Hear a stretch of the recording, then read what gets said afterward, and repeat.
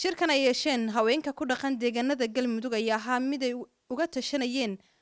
ayahooda ku aadan dhismaha wad qaybsiga siday qaybtooda uga qaadan lahaayeen dhismaha Galmudug maray arrimahan ka hadlayeen hadalladoodu waxaa kamid ahaa anigoo Siraaj Dafaarax gudoomiyaha degmada caasimadda maamul goboleedka Galmudug Dhuusamareeb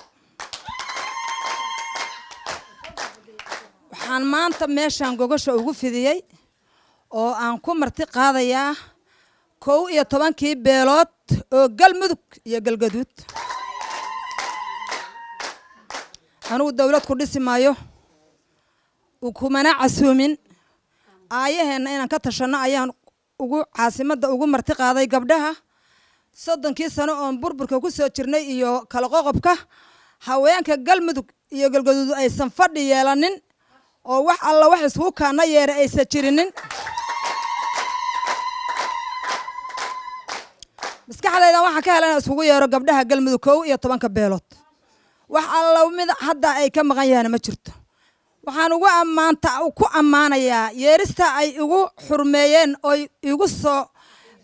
ajiibeen waxaan leeyahay mahad waa ka gaadho ayiinana Allah idin tuso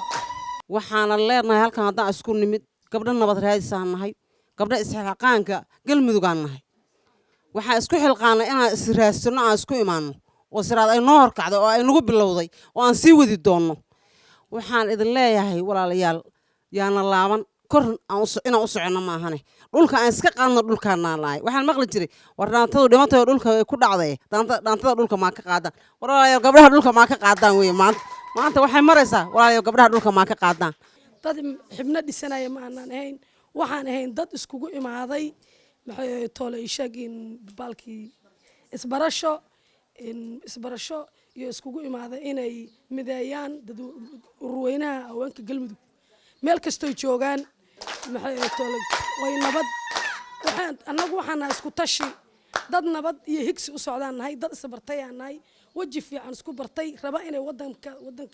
Galmudug laga xukumo dhan gaarsiiyaan nabad إن شاء الله وحنا لا يكرجيننا إن هلا كالنتنا حق ولنا سدا هذا واحد لقوم غيهاي إلا دورته أما لا كانوا قبله لو لقوم عابيو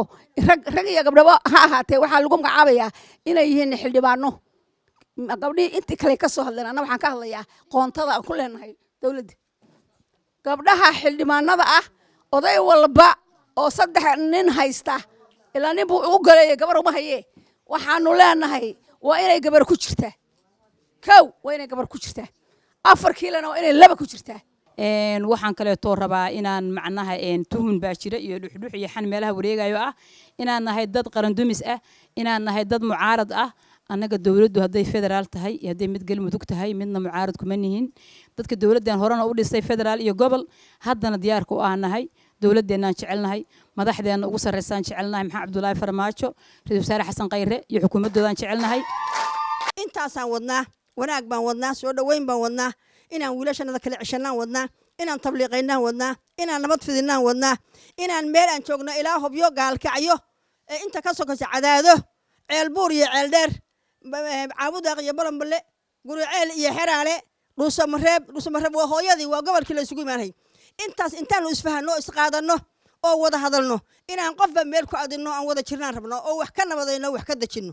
qofkii intaas nagu nacsanow adaa lumaya nabadgelyo laakiin annagu waa ku soo dhaweynaynaa qof walba wuxuu marka aragtiisa ka hadlayaa inaan dadkeena hormarino dalkeena dhisno danteena garanno 37 sano waxaan ku soo jirnay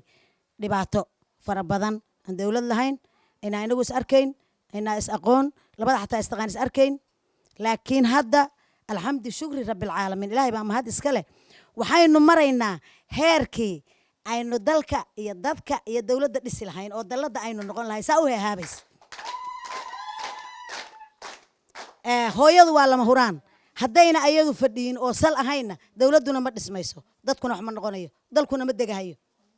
shirkan ayaa socday muddo ku dhawaad 6 maalmood Fartuun Maxamuud Axmed Somali Cable TV Dhuusamareeb